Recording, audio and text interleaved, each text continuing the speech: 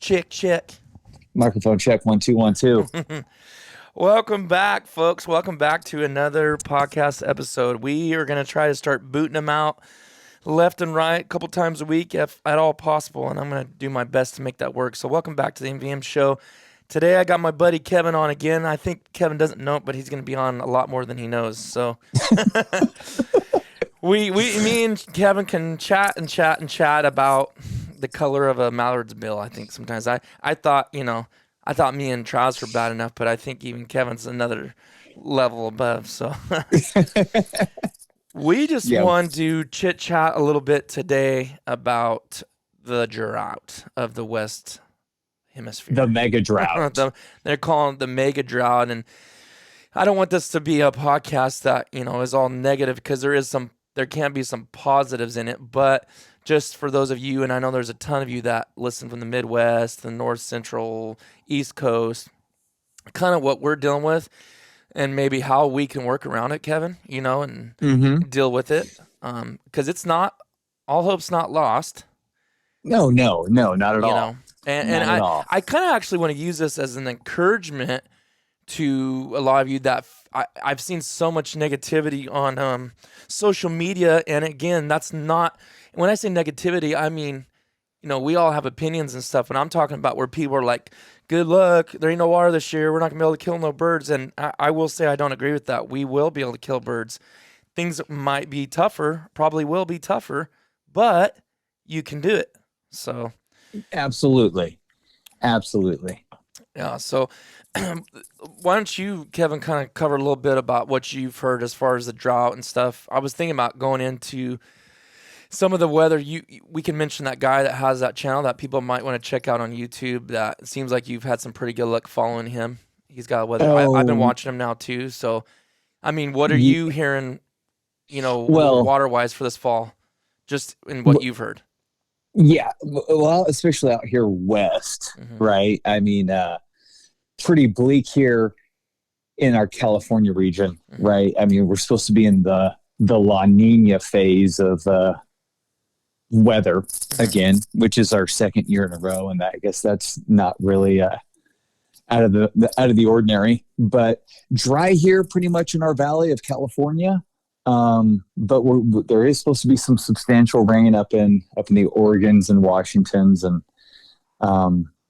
but for our home base here, we're supposed to be pretty dry, kind of like last year, and it's kind of par for the course a little bit lately, and as you spoke about it, you mentioned it just a minute ago, it's not all bad. I mean, we get it done, right? There will be water here. We'll just have to dig deeper, right? And our arsenal of tricks, but it's certainly going to be a dry one, and that turns into, we have roughly 500,000 acres of rice every year here in the valley planted, and that doesn't seem like it's going to be really decomp this year either with our drought that we've been going into for about 2 years now. So, what's the landscape going to be like now? What have you heard the numbers of what they're planning for rice this year? Well, I kind of have. I don't really have those off the top of them. I can't really remember them specifically, but the rice plant wasn't, way down, so because people had their spring water, a lot of people had their spring or their flood water for their rice, and if they didn't, they could use a well. So the planting of rice wasn't down like. Okay. I mean, it was down, but it wasn't like cut in half. I think, but the caveat is going to be that decomp water, that fall water. That's where seems to be pretty drastic, right? A lot of these water districts aren't really going to be putting out any water for these farmers. So it really comes down to the wells. We've heard a lot of well talk, right? If you got a well, you could possibly get some decomp, but that's going to cost you an arm and a leg too. Right. Power's up, diesel's up, propane's up. A lot of these wells now run off propane. That's kind of a new thing. So it's going to cost these guys more, and we got, as we got a lot of rice guys here in the valley. Yeah. A lot of rice guys. Yeah. The rice houses a lot of duck hunter, and so they're either going to have to cough up the money, or they're going to have to get out of their comfort zone, get out of their tank, and maybe hit up refuges or boats, or you know what? I think I've heard too, like out of state stuff's been booked up pretty quick. You know, like those what are those places up in Washington, Pacific Wings and Eagle Lakes. Oh, really? A lot of guys, booked up really, really quick because a lot of guys down here know, they're, let's parlay that money, right? That they couldn't use for their rice club this year. So guys are spending that loot and going into getting some guided hunts. So just to kind of have a plan B, maybe a little bit. Yeah, get they can almost guarantee. Everybody's loves the mallards, and Eagle Lakes and Washington has always produced a lot of that. So people are like, well, shoot, if we can't get our rice blind, well, let's take maybe 1 or 2 trips this year up to Washington, or and do that. Yeah. So yeah, I know it, because I got to be careful. Sometimes it's easy just to say, well, just travel, just hit the road, go out of state. But I know, because there's always been plenty of times in my life that was not feasible for me. So to the guys that it's not feasible for, I just want to encourage you guys and let you guys know, hey, you know what?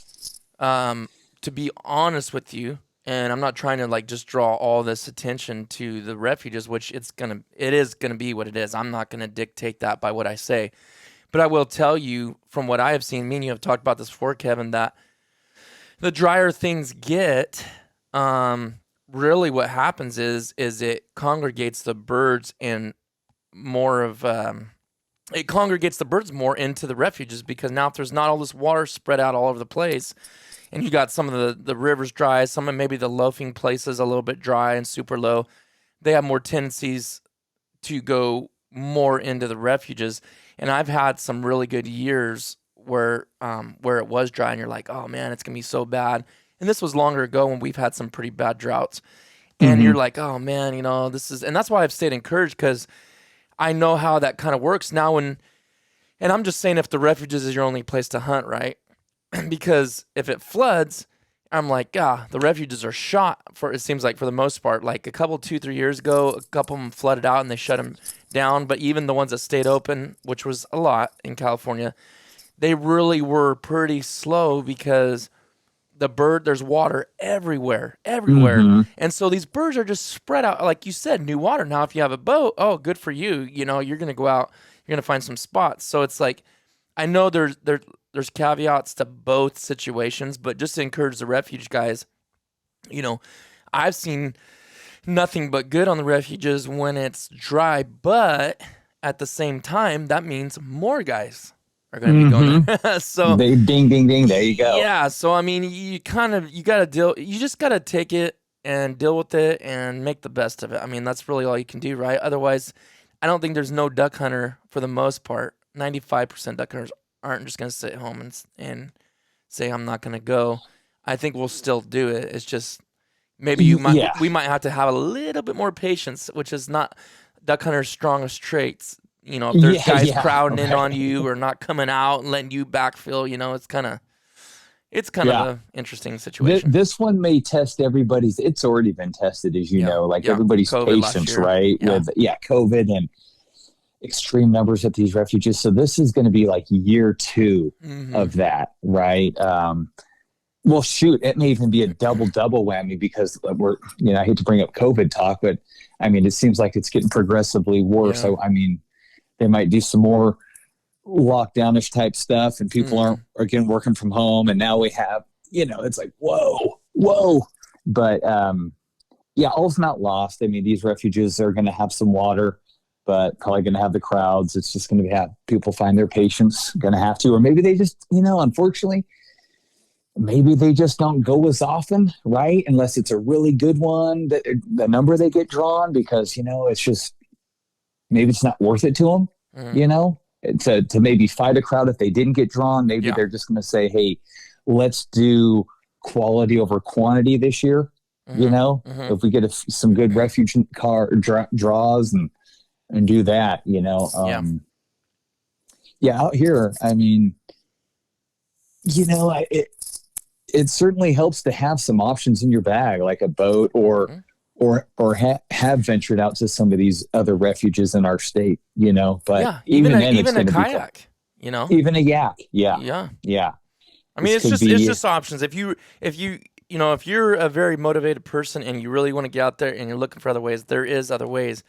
And some of it yeah, may be new to you and may make you a little bit uncomfortable, but I get that, right? Like going out of state the first time, not knowing where to go, that's uncomfortable. But I mean, there absolutely, is ways to do it. I guess, you got to be the kind of person that doesn't accept no and doesn't accept the negative and the, oh, that's going to be hard. That's going to be tough. It's like, well, you got to make it work. You may lose more than you win, but in the end, all that's going to happen. In fact, Kevin, the other day, I was so mad. So this is kind of a little illustration of what I'm saying. okay, So I had this online coach that is pretty well known. His name's Josh Bryant. He's supposed to come on the podcast. We're going to talk about some stuff on the mind and the power of the mind and thinking positive and stuff like that. But I've done a lot of powerlifting. Never competed. I should have, but we just never did. But anyways, he helped my bench, helped my deadlift, everything. We were doing it on our own for 3 years, 4 years, and then finally got him, and it was just like Thomas and I's numbers both skyrocketed. But the other day, I was so mad at myself because I just haven't been trying to go real heavy because joints are getting hurt, not sore and hurt and just aching all the time, so just kind of laid off. Well, we were just kind of, like Tom was saying, we're like low key getting strong again. So now I'm back up to, I think the most I've ever worked up to, and it was never a big goal. It was like, oh, the heaviest dumbbells I can do. But I've just, as you get stronger, it is what it is. So I was back up to the 100-pound dumbbells, and I was out there, and I did really good the 1 week. I was like, okay, man, I'm not even really trying to get strong, but I'm just kind of low key getting there again, and doing reps, with them. Well, the next week, I was going to do it again, but I was by myself. Thomas was working, and I blew it. I always warm up, start with the 20s, go to the 40s, go to the 60s, just work your way into it, get everything loose, kind of get warmed up, Well, right. I don't know if I had so much going on in my mind. Well, I do. I did have a lot going on in my mind, and totally let that get the best of me. And I grabbed those 100-pounders right out the gate, and I didn't even realize it till like 4 or 5 days later. And I remember I did one rep, and I was like, oh my goodness, my shoulder, like what is wrong with me? Like I repped these out like no problem last week. And I did one, I was going 2, and I just felt so much pain in my shoulders. I just dropped them. And I was like, what is wrong with me? Like, how did I lose all the strength in 1 week? I'm like rocking my brain. Didn't even dawn on me that I hadn't warmed up. Well, 4 or 5 days later, I realized it. And then I emailed Josh and said, man, I blew it. Totally waste of a workout. And he goes, learning is never a waste. And I go, huh, that was genius. I mean, yeah. Learning is never a waste, right? Like I feel like I wasted that whole workout. By then, I couldn't even do anything else because everything was just hurting and aching so bad. And it was like, dude, yeah. I learned a lesson. You've got to stay in the game. You got to stay focused.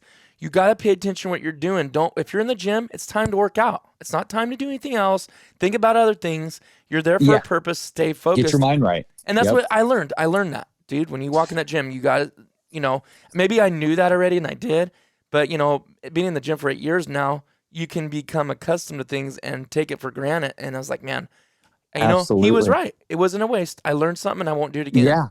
You know what's crazy about that? You know how you say that losses I heard this phrase just maybe 3 days ago. Losses turn to lessons. Yeah. Oh, totally. Totally. I was just, and you just spoke about it. I was like, oh my gosh, that's crazy. 3 days ago, this phrase hit me. I heard it somewhere. That's funny. Losses turn into lessons. And I was like, oh, dang. Yeah. And so that whole long analogy for the fact of, hey, you go out there, you go down the river, and you don't see a single duck in your kayak. That was not a loss. It's hard for us to think because we're busier than we should be, all of us, right? Mm-hmm. We always have somewhere to be, somewhere to go, something to do. Allegedly, yeah. In our minds, right? Yeah. Well, So that's why we think of stuff, and I'm bad at this. Me and my buddy talked about this today, is like we think of that as a loss. It's not a loss. You now invested time into going down that section of the river, and you either got skunked or you thought, oh my goodness, this was epic. And you just found a gold mine. But I mean, like, look at Edison creating the light bulb. Look at all these people, how many hundreds and hundreds and hundreds of times of failure. But technically, it's not really failure, because it's all it is a process of elimination. Mm-hmm. So, absolutely. And now, like you talked about going down that river. Well, you may not have got nothing, but now you know what it looks like. You know what to expect next time, how to maybe shoot it again. Exactly. So I mean, it's more learned. Absolutely. Yeah. Losses are lessons. Lessons turn into lessons. That's what I'm trying to be, is just more, is be more positive, because I felt like I was a very positive person, but you just go through phases in life where, like, you find yourself in a negative rut, and you're like, dude, what is my problem? I can't be like this. It doesn't make you feel good. It doesn't make others around you feel good. And it doesn't accomplish anything. Being negative and griping and complaining, it doesn't accomplish one thing. It doesn't help anything. No. You know, so it's like, you don't want to be that guy that's a fake and just like, well, we got to be together. Like, there's a moderation there, but in all reality, I'm kind of preaching I'm in a little soapbox right now, but for reals though, dude, I mean, I'm trying not to take the small things for granted, Right? Easily can be too. Yeah. I mean, you can get crazy, right? I could say, well, it could be in a hospital bed right now, but here I am talking duck with my buddy on a podcast right now. I mean, that's being blessed right there, Absolutely. So. First world problems right here. You know? Yeah. So talking duck on a podcast. So my idea is, because I do have the option now. Well, I guess you always did, but just if you can swing it financially, like, okay, you know what? It might be slow here for a month or two. Maybe it will be the whole season, but I got a good truck to drive, knock on wood, and I can make the trip. I may cut into time actually hunting, more time spent driving. But there is options, and me and you both know, we've talked about it. Me and Thomas talked about it. Me and Travis, me and Jake. Dude, half the fun is driving to the duck hole, talking about it. Right. Exactly. That's it. Get yourself wound up and pumped up about what could happen and what may happen. Oh, right. Yeah. Trying to plan it. Yeah, exactly. The anticipation, what you may expect. Mm-hmm. Oh, yeah. You cover all bases like 10 times over. Mm-hmm. Oh, dude. And you never tire of the conversation. No. Road trips, I love them. Yep. Especially to newer areas, because you guys are all geeked out about getting there. And the ride back is even great too, because now you're talking about everything that you experience, and then you're calling your buddies on the way home that didn't make it with you, and you're giving them the lowdown on how it went. Yeah. And before you know it, you're already halfway home on a 10-hour, 12-hour trip. You're like, okay, cool. So true. But you spoke about options, and I just wanted to touch on it. It's like the more options you have via boat, kayaks, or willing to travel, the better you could do every season with bleak conditions. That we're talking about a drought, right? Mm-hmm. If you're stuck in the rice, don't have anything, that could be very tough for you. At some point you are going to have to diversify. I think especially here in California, mm-hmm. you got to be willing to have some tools in your tool bag, because it's just too tough out here if you're a one trick pony. Yep. Too tough. You're going to hear the negativity on these what are these forums? Yep. And with some of our organizations that we're members of, right? Mm-hmm. On the surveys of this and that. It's tough out here. There's a lot of you and I have talked about this ad nauseum, right? Mm-hmm. Like, there's a lot of opportunity in this state, but it's not necessarily there right at your footsteps. I guess you will have to work for it a bit, but once you know it, it's actually kind of easy, once once you venture out of your comfort zone and make some, and like it could be very easy, but the first time's always going to be usually your Yep. toughest time, Right. right? Mm-hmm. You got to cut your teeth at some point, at some time, somewhere. And and I think that's the thing that's kind of been lost a little bit with the young. Well, I don't want to pick on the younger. It's not, because it's not just the younger people, but exactly. it's everybody. Because anyways, what it's created with social media, and I know, like you said, to the point of nauseating talking about this kind of stuff so much, but social media, YouTube, forums, and you can use all that stuff. There's nothing wrong with that. Any bit of information you get, no matter where it's from, is good. But if we're not careful, we can let it make us lazy and depend more on what can they tell me, what information can they give me. I don't want a spot, but I want a location and an area. It's like, well, man, you can go in the book, and I've said this. I got a video coming out soon about this, but you can go in the book, just in the California regs for the year, the 2021, well, 21-22 season now, and you open that up, and there's 4 pages of every A, B, and C type refuge that you can go hunt. And just go look where you're at on the map, look where those are at, and then go off there. So, I mean, telling people, because asking where to go hunt, like, you literally have to make no effort you didn't even look to see. Yeah. Do you understand what I'm saying? I'm not being harsh on anybody. No, I'm just saying, you're like, not. that's like, okay, yeah. I'm trying to say, if you're listening, you don't know, or spread it to other people that are newer. Hey, open that book. It says easy. You may not have known that, and that's totally fine. So here's my help. My help to you is go grab the reg book for the waterfowl season for California. If this is where you hunt, open it up, and you can see all these places. There's hundreds. Surprisingly, there's tons. Yes. From the border of Mexico to the border of to Oregon. Yeah. I mean, gazillion of them. And just look at your location on a map, Google it, type it in Google Maps. You can see where that refuge is, and bam, go give it a shot. It's closest to your home.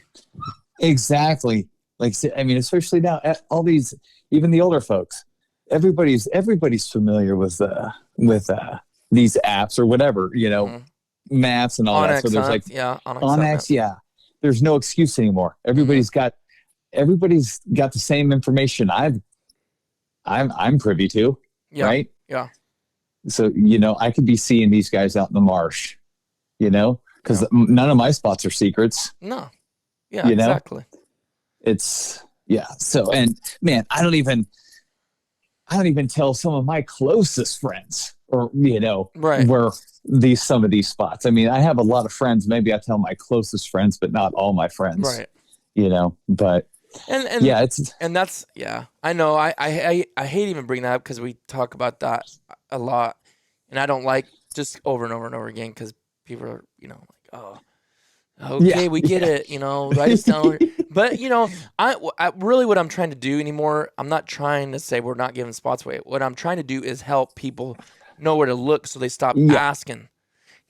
This is where you look. This is where you want to know where spots at. I'm telling you, this is how you go do it. So hopefully that helps people, Yes. Yeah. You got all the information we're privy to. Yeah. It's all right there. Yeah. Yep.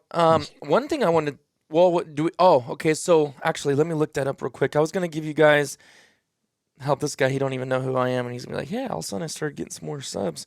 But this guy, Kevin, turned me on to him, and he does nationwide. Do you remember offhand? I'm going to look it up right now. Yes. The show or his channel is Direct Weather. Okay. Yep. Direct Weather. And you said he's pretty accurate. He's pretty, yeah. Like every weatherman, right? There's a little bit of, but he's got pretty good weather. Like you said, he does nationwide, right? He does do some specific stuff, like maybe if there's hurricanes going on the East Coast, but and everything too. It'll get more refined as you get a little closer, but he's got pretty good intel. He seemed to hit on a lot of the trips I went on. The weather was pretty spot on to what he had been calling out, So okay, that's good to know, because I mean, like nobody's perfect, but if he can be right even 50% of the time, that's a lot more than Right. any Yeah. of the other weather guys say. Oh yeah. Yeah. I He's kind of wanted to go over what he was talking about. I'm gonna have to go back a little ways. I don't want this to. All right, Oh, see, it's gonna play through my phone. Let me let's kind of touch on what he's kind of saying the forecast. Oh, well, I got it in front of me, so I can probably do it a little easier. Than if you have something else, you can just throw it in there with it. okay. But yeah, I don't, but I kind of know what you're going to be talking about, I think. he kind of said the winter forecast of the 2021-2022 season. He does a couple. It's really good. You guys should check him out. Direct Weather. And it's only like 10-minute long videos, which is nice. It's not over the top. He's not just yakking about nothing. He has like precipitation amounts and all this stuff. But anyways, so let me give a few places. So like the Pacific Northwest, he's saying it's going to be rainy and cooler. So it definitely looks like we got some precipitation Typical. going up there, and it looks more like the Oregon, Washington area. The very northern tip, right before Canada, he's saying typical snow. Whatever snow you do get, winter is pretty much going to be the same. Yeah. And then, par of for the course, California, it's northern's dry, and then like from south is warmer and drier than normal, is what they're saying for this season, which, like Kevin said, La Nina. Not El Nino's wet. La Nina is dry. Yeah. Dry for us, wet in other places, right? Mm-hmm. Yeah. Like the Washington's, Oregon are going to get hammered again, apparently. Yes, which is something could be good for people that can travel, or whatever. Mm-hmm. Central, like north central, it's saying the polar vortex, so it looks like they're going to get some nasty weather, which is really good probably to hear for those guys in the Midwest, because they've had a pretty rough year last year, and I think even the year before was bad for them too. But I heard a lot of guys that I know that are in the Midwest and like South Central, like Louisiana, all that, just like, man, it was worst year ever, But that polar vortex in the North Central really is going to push those birds down, to them. Should be this year. Yeah. Right. Yeah. That's two phrases that sound good. Yeah. Polar vortex. Exactly. They said for Texas, kind of all down there, like frequent storms. And Which, okay, they're dying for some weather down there. Yeah, I guess it looks like Northwest Texas is near normal. So, whatever they normally get in the winter. So that's not anything. If I can get a normal, good winter, that we'd be happy about that. Right. What is normal anymore? I know, right? I guess they're normal as what it should be. Right. Yeah. Some average. Yeah. I know, right? I totally know what you're saying there. Let's see. The Northeast, it says huge northeasters. So it looks like they're going to have some nasty weather on the East Coast and Northeast.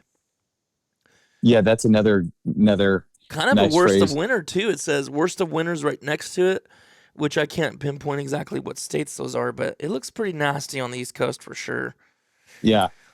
And then let's see here, where else? Midwest, like Kansas, all those, right? Let's see what else would that can throw in there. It says much cooler. So the Midwest, that whole central region of the United States looks pretty nasty for weather this year. So I'm sure they're gonna be happy about that.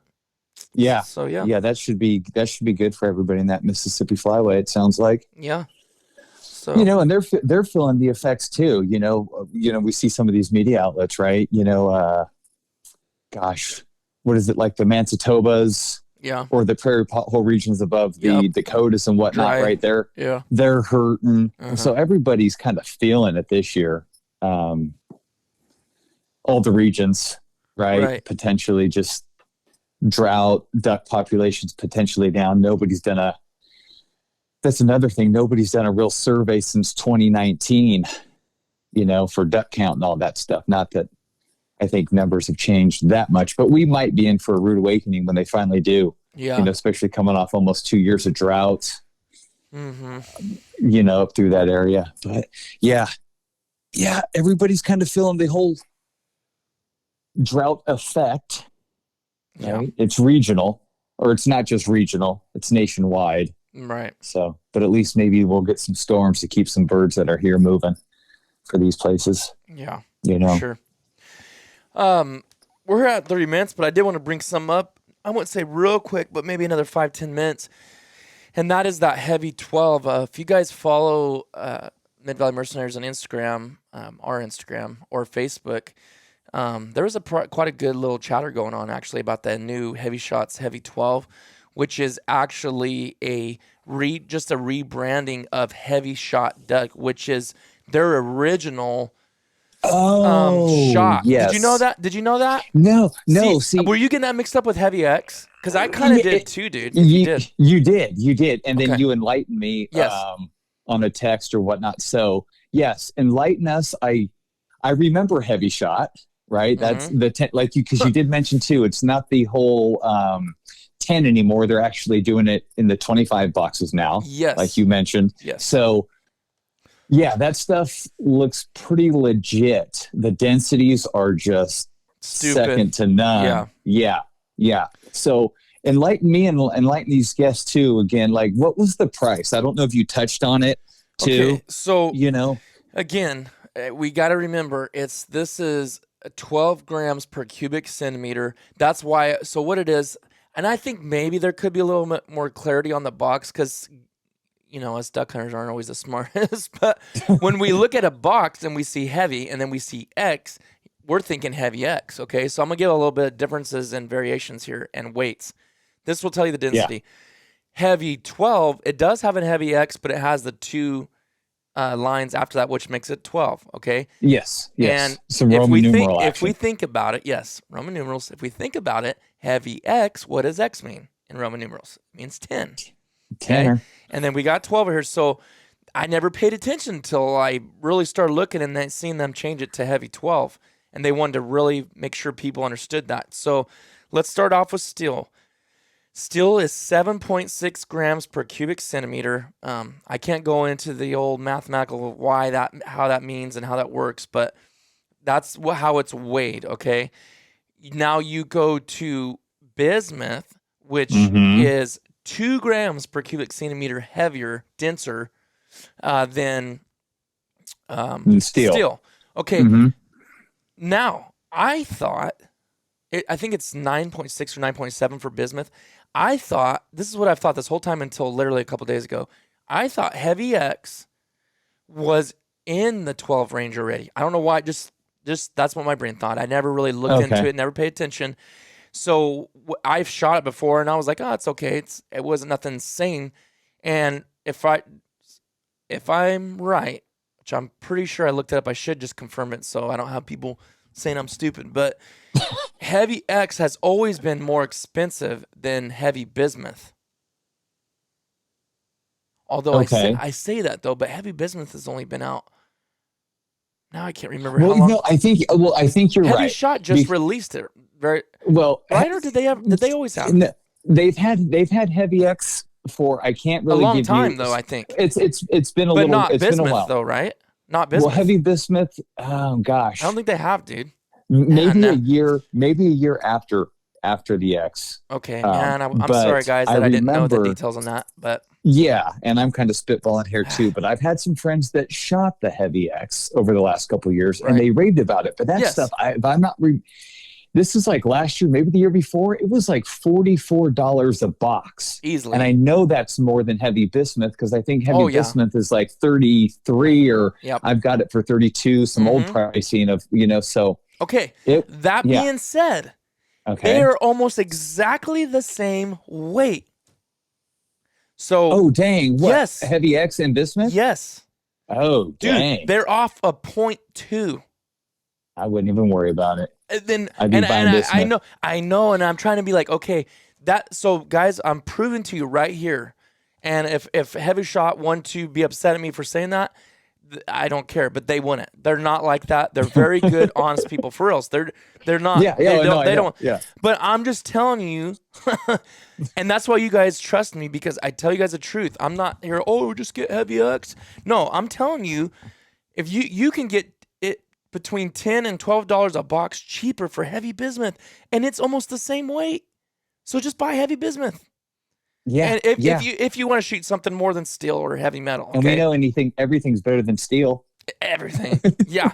Heavy metal is 30%. You got bismuth in there. I mean, that stuff's, yeah. I mean, and again, the old argument that goes on all the time is, if you had them 10 yards, and yes, I don't disagree with that. I shot still 2 3/4 2-shot for like the first 12 years. I still killed birds. But there's something just so nice about when it hits, it goes through, it penetrates. And it's done. Less crips. There's less crips. So, but yes, I agree with you guys that still, absolutely. I'll still shoot still. I got some in my closet right now, like teal season. Whenever I go back to like with Matt, I got heavy teal. It's just 3-inch 6-shot still. It's, you know what? And it's all, we'll say, we're at a point, Titus, where we can afford to do it and we want to. We understand too that, still works. And if it's in your price range, just do it, because we know a lot of these young guys, they grew up on this fast steel, right? So they're used to it. It's affordable. They know it. They can kill ducks. So did I, Right. And like you said, it's expendable money, right? If that's what we want to expend, like to me, like if I have a wakeboarding boat and I can make a 3-foot wake, I look at the guy with that sick $130,000 wake boat, championship wake boat, and like, I could do the same thing you can do. Yeah, you can. But maybe he wants to put more into it, and he likes a little bit more of the fancier things and the details. I shouldn't be hating on that dude for that. No. Go for it, bud. Like, you have them. You want to pay another $500 a month for your payment? By all means, it's your money. Do what you want with it. Exactly. Just like if you want to wear a Walmart camo or if you want to wear Sika, it's your money. Do whatever you want with it. I shouldn't care. But don't hate on me for wearing Sika either.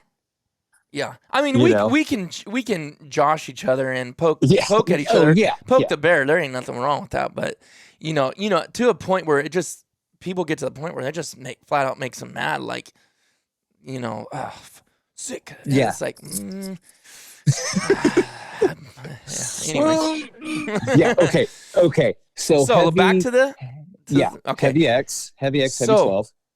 How lethal heavy bismuth is. I mean, it's nasty. Heavy 12 is 12 grams. Almost it's almost 3 grams almost. So it's like 2.6 grams heavier. It's a bigger difference between steel and bismuth. Is a bigger difference between bismuth and heavy 12. That's loco. That's nuts, dude. Like, and I was telling Thomas, we were talking about it. It's like, dude, let's be honest with each other here. How much better can you get? Like, is it gonna make you? You know what I mean? Like, I know guys shooting still think that about bismuth. Like, you're killing ducks if they're 20 yards feet down. You're killing them with steel. Why even shoot the bismuth? But then you're like going from bismuth where you think you don't get any better, and now you got heavy 12. That's 12 grams per cubic centimeter. I mean, it's just like that's tungsten status, right? Yeah. Is that tungsten? Full TSS is 18, believe it or not, which is nuts. Oh, well, it must. Yeah, my buddy. Okay. Yeah. But that's just a whole nother. So what's the price point for that? What's a box going for? Price Titus? Point. This is what this guy found. I have seen, and this is scary, I have seen $75 for a box. Okay. But there was guys showing me screenshots, and I should have posted them, but I'm going to pull it. Actually, I'm going to pull it up right now. This guy sent me a screenshot saying he found it on Max Prairie Wings. Sorry if there's a little background noise. It's going to be me talking because I'm looking in the comments. He said, or was it? Oh, you know what? That was Facebook. I want to say it was 52. So yes, it is more expensive, but I was actually really shocked. Like, he said a case was like $520, and yes, that's a lot of money. But, and like Tom said, where in the world are we even going to shoot this? And I said, dude, straight up mallard stuff. I'm never going to go on a hunt where I know it's going to be teal and gadwall. I will never bring that stuff with me. Right? Yeah. Just not going to do it. And so really there's not a lot of hunts I'm just going to use it on all the time, but you know what I mean? It's just, it's something out there. Yes, we can get carried away with stuff, and That's cool. That's very, very strong stuff. Yeah. You know, Is it doable for majority of people? No. no. And people won't. But you're surprised, dude. I'm really surprised how many people you do see. See right here, this guy said on Optics Planet, it's showing 76 for a box. That is 3-inch 6-shot. Yeah. Okay. But the other guy said he found it, and I thought he said Max Prairie Wings for 52 a box. That's a huge price difference. But like you were saying, Heavy X, they almost have it sitting at 42, 45 sometimes. Yeah, that's, and that was maybe pre this whole ammo shortage type deal. It was like 44, I think, was a good price, and even maybe 2 years ago. So I haven't really kept up on it, but I'm just telling you, if you want to do the math, like a buddy named Jared, not Jared, Tony, was it Tony Vandemore? No, I can't remember. Somebody was saying, just to throw this out there, if you bought a box of Heavy Shot Duck, which is the same as this now, it's just rebranded, it was like $5.20 a shell. Oh yeah, it was. But now it's like, because they rebranded, put it in a bigger box, they could offer a little cheaper. It's like which is still nuts, but $2.60 a shell. So yeah, right. So unit pricing wise, yes. You're a guy that like to shoot it, or maybe you want to buy 2 boxes for the season, and you just save it for that special hunt. That's cool. Yeah. But now you can get that and say, hey, now I'm not paying this much. I'm paying this much. Yeah, we could always justify it. Oh yeah, dude. You know how it's duck hunt. We got to buy something new every year, right? We could justify anything. Oh yeah, you knew I was trying to justify that 28 gauge Benelli Cordoba yesterday. Oh right. I'm still just. Yeah. Yeah. So that stuff's good. That's really good. I'm at that point where it's some quality and the price is good too. And to me, it's bismuth. Give me back to the old lead days, right? That's where I'm at. And that's what I want to say is lead is about 11 grams. So even this heavy 12 is a gram even heavier than lead. And people, obviously people swear by lead. I mean, you shot lead probably, huh? A little bit when you were younger? Yeah, and that was even before I had my license. I grew up in the lead era, right? And then when it changed to steel, all the old timers were like, oh my, this steel stuff, because they were crippling birds. They weren't used to it because steel was made leaps and bounds, right? Yeah. Before they just tried to compare the lead loads with steel. They just, so they just put an ounce and 3/8 of steel with the same amount of powder, and it just didn't correlate, right? They tried to keep it same for same, and that's what, So it was pretty rough then, huh? It was rough. You hear a lot of, you go talk to those old guys who were in the era of lead to steel. Yeah, it was cripple birds. It was bad. It was bad. So it has gotten a whole lot better. But imagine going from 11 grams, to 7. Exactly. And I think people were still trying to shoot how they shot. Yeah, and 4s probably. A lot of people used to shoot 4s and 5s. So the 2 is supposed to be the equivalent of a lead 4. That's why a lot of old guys, or the 2 shot's very popular. Steel load 2 because it's like a lead 4. Yeah. So yeah, that's cool. So you've enlightened me to the Heavy 12 because I had never heard of it before. Yeah. So that is cool. Little info. If someone's interested in it, I think it's one of those things like, hey, your girlfriend buy you a box for Christmas and you save it for that special hunt. I mean, because hey, those are worth gold every shot you shoot. Oh, you know what? Yeah, that's a good thing you brought that up. And you're not going to be so frivolous with shooting, right? Right. Yeah. And dude, even when I'm shooting bismuth, I'm not like that. I know. I didn't feel like it was really frivolous, but I really do get even another level of folk, just like you're thinking about it, though, right? I'm thinking about it. See?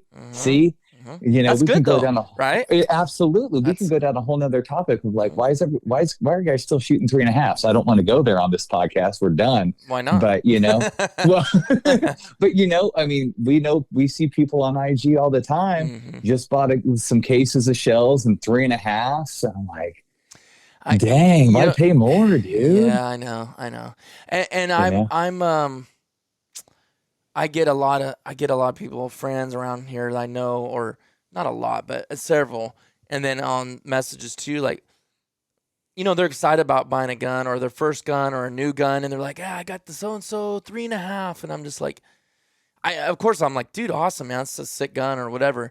But in my mind, I'm like, why'd you just waste that $200 or $300 more for that gun just to have 3.5? I shouldn't say waste. Again, it's just an opinion. It's their money. Opinion. It's their money. See, yeah, right. And I'm going to throw this out there. I got truth be told, my 2 Browning A5s, they're 3.5 because the colors I got they didn't come in 3. Yeah, I'm just joking.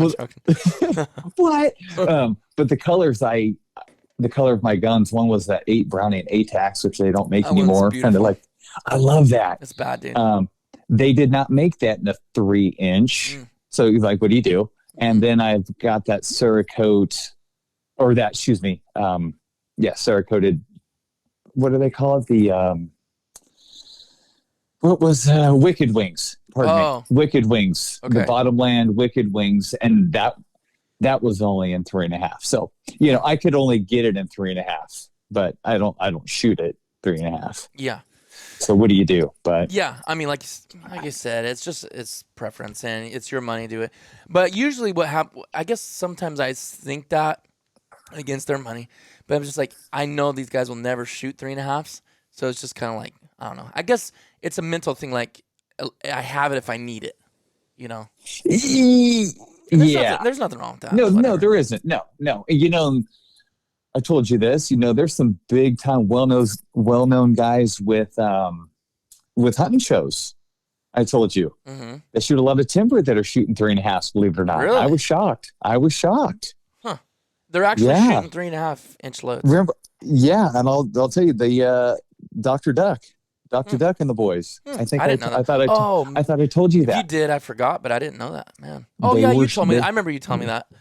They shoot 3.5 into timber. Yeah, that's the load they shoot. They like to put a lot of BBs down range. Yeah, it's definitely getting more BBs. Okay, I guess, yeah. I mean, you know, like me, I'm. People think this fool's dumb, but you know, I'm keeping those BBs tighter together, and that's a tighter pattern. So I mean, yeah, it doesn't matter. It's just, again, it's a preference thing. That's why in my mind, you get like this, and you think your opinion's right, and you don't know why people don't see it that way. But it's the same with other people, you know. Right, and that's why I pump the brakes a lot with the right way. Yeah, it's not. There's plenty of ways to do things, right? It's actually my way. Exactly, is what I do. You know, so it's all good. Yeah, it's all good in the hood. We're not the only ones shooting ducks, right? No. So things work for everybody. Yep. So keeping it real. Yep. Yeah. You do you, boo. All right. Well, guys, hope you enjoyed this one. And again, just throw this out there, guys. Go in there and if you listen on iTunes, which the analytics say the majority of you do, go ahead and give us a rating. You know, give us 5 stars. 4 stars, 3 stars, 2 stars, 1. We were a perfectly 5-star, Kevin, podcast. Yeah, and then I don't know what happened. We must have dropped the ball somewhere. Now we're 4.9. Somebody didn't like what they're hearing or something. But anyways, we don't care. We want you just to rate it what you want. If you think it's only worth 1 star, if you think it's worth 5, go in there and rate it. And write a little review, too, if you want. Tell us what your thoughts are. And you can also email the MVM SHOW at gmail.com and throw us some ideas, guys. Email us and give us some topics. And I didn't realize this, Kevin, but I forgot Thomas, like 2 years ago, started a MVM Show podcast Facebook group, which I know you're really not on Facebook, but there's like I don't know, maybe like 190 followers on there, but we never even pushed it, and I completely forgot about it. So I think we're gonna get that up and running. Start getting a lot of chatter going on in there, and get some good conversation. You know, we're not gonna let any people be. I mean, we'll just remove people that are being jerks. But yeah, where people can help each other, and you know, let's get some chatter. Yeah. Don't forget about Bookface. That's what started all the social media stuff. Yeah, it is. So that is the old OG of the It social, is. the social. And guys, check out Kevin, his Instagram. It's RC_outboards. And so if you want to go check his Instagram out, you gotta. It's Yeah. not a public one, right? Like, don't you gotta accept? No, I am public. Oh, you are? I am Okay. public. Okay. Yeah. Yeah. So guys, hit me up with anything you want to Yeah, he's chat also about, a or- Pro Drive dealer too. Does a little on the Yes. side. So if you guys are Yeah, a thinking little about a side hustle boat, here. there you go.